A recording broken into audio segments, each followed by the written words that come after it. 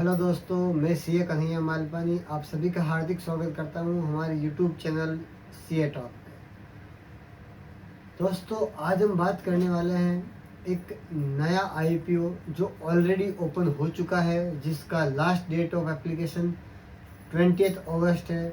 वो आईपीओ है Sunshine Pictures Limited. Sunshine Pictures Limited. जी दोस्तों, ये आईपीओ कल ओपन हुआ था और कल इसका लास्ट डेट है अप्लाई करने का। तो अब बात करते हैं कि ये जो आईपीओ है, ये आईपीओ जो कंपनी लेके आ रही है उस पैसों का कंपनी करने क्या वाली है, और आईपीओ का जो पैसा है वो कंपनी कहाँ यूज करेगी, और कंपनी खुद क्या काम करती है। तो जैसा कि कंपनी का नाम है सनशाइन पिक्चर्स लिमिटेड, तो इससे ये तो समझ में आ रहा है कि कंपनी कुछ न कुछ मूवीज़ वगैरह के रिलेटेड या प्रोडक्शन हाउस है, ऐसा कुछ तो काम करती है। तो एग्जैक्टली वही है। सनशाइन पिक्चर्स लिमिटेड जो कंपनी है, ये एक प्रोडक्शन हाउस है। कंपनी क्या करती है, movies, films, OTT web series या ओटीटी प्लेटफॉर्म पे वेब सीरीज़ वगैरह बनाने का काम करती है। कंपनी प्रोडक्शन भी करती है, मार्केटिंग भी करती है, डिस्ट्रीब्यूशन का भी काम करती है।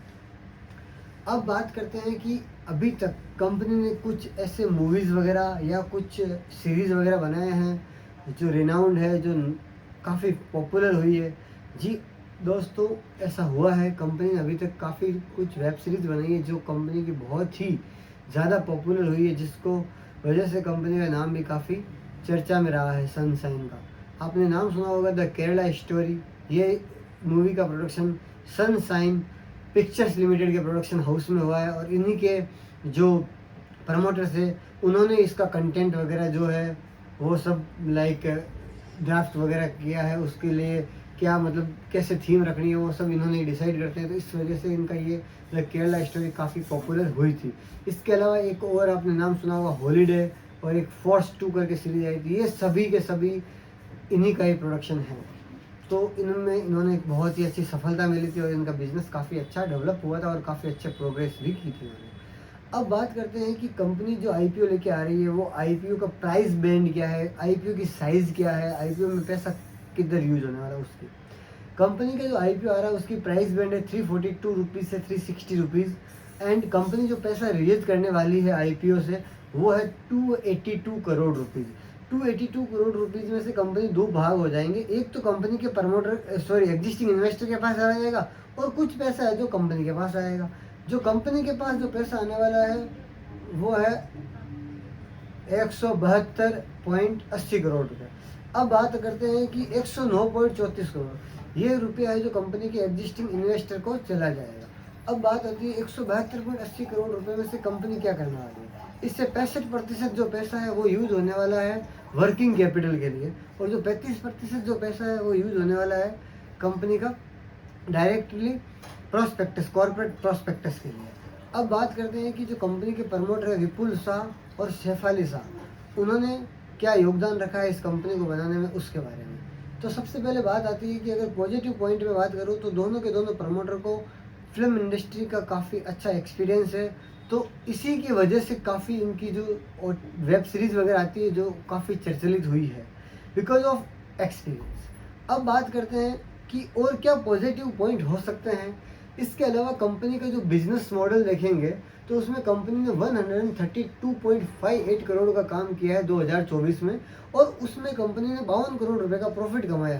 तो वो भी एक ग्रीन सिग्नल जाता है कि फिल्म इंडस्ट्री की ये कंपनी है, उसका भी प्रॉफिट है जो अच्छा खासा प्रॉफिट कमाया है। तो मतलब एक पॉजिटिव सिग्नल मिलता है इससे भी।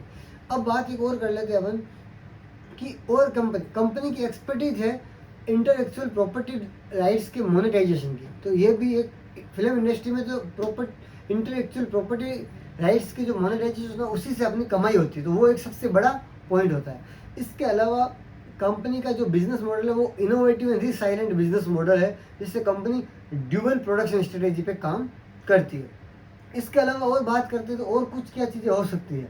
कंपनी का डाइवर्सिफाइड पोर्टफोलियो है। डाइवर्सिफाइड पोर्टफोलियो का मतलब है कि कंपनी वेब सीरीज भी बनाती है, टीवी सीरियल में भी काम करती है और फिल्म्स भी बनाती है। तो ये तीनों के तीनों का कॉम्बिनेशन है। मान लीजिए कभी फिल्म नहीं चला तो ओटीटी में काम करने लगे, ओटीटी का जब मार्केट नीचे आया तो टीवी सीरियल में घुस गए। इससे क्या होता है, कंपनी का रेवेन्यू बरकरार रहेगा और कंसिस्टेंट रेवेन्यू ग्रोथ रहेगी और कंपनी का बिजनेस अच्छे से प्रॉफिटेबल भी रहेगा। अगर कोई कंपनी सिंगल प्रोडक्ट में डील करेगी तो ऑब्वियस बात है उसका बिजनेस कभी भी इम्पैक्ट हो सकता है। अब बात आते हैं कि फिल्म इंडस्ट्री की जो कंपनी, इसमें नेगेटिव पॉइंट क्या है। सबसे बड़ा नेगेटिव पॉइंट है कि जो अपन इंटेलेक्चुअल राइट क्लेम कर रहे हैं उस पर अदर इंडस्ट्री वाले क्या करते हैं, कोई केस फाइल कर देते हैं कि इस पे हमारा राइट है। तो ये कॉमन चीज़ होती है। उसके अलावा सबसे मेजर राइट है प्रिडिक्टेबल मार्केट है, लाइक अनसर्टेनिटी है पूरी। किसी को कोई चीज़ अच्छी लगती होगी, किसी को कोई चीज़ बुरी लगती है। कई बार होता है जैसे अपन 4 जन मूवी देखने जाते हैं तो अपने को भी ऐसा लगता है ये मूवी अच्छी नहीं है, बट 2 जन बोलते हैं मूवी अच्छी थी। बट सभी के सोचने का तरीका होता है। तो ये भी एक फिल्म इंडस्ट्री की ग्रोथ का सबसे बड़ा कारण होता है। इसके अलावा होता है कि जो अपन इंडिया में जो मूवी प्रोड्यूस कर रहे हैं उसका ग्लोबल मार्केट इतना नहीं होता है। ये भी एक अपने को नेगेटिव पॉइंट है।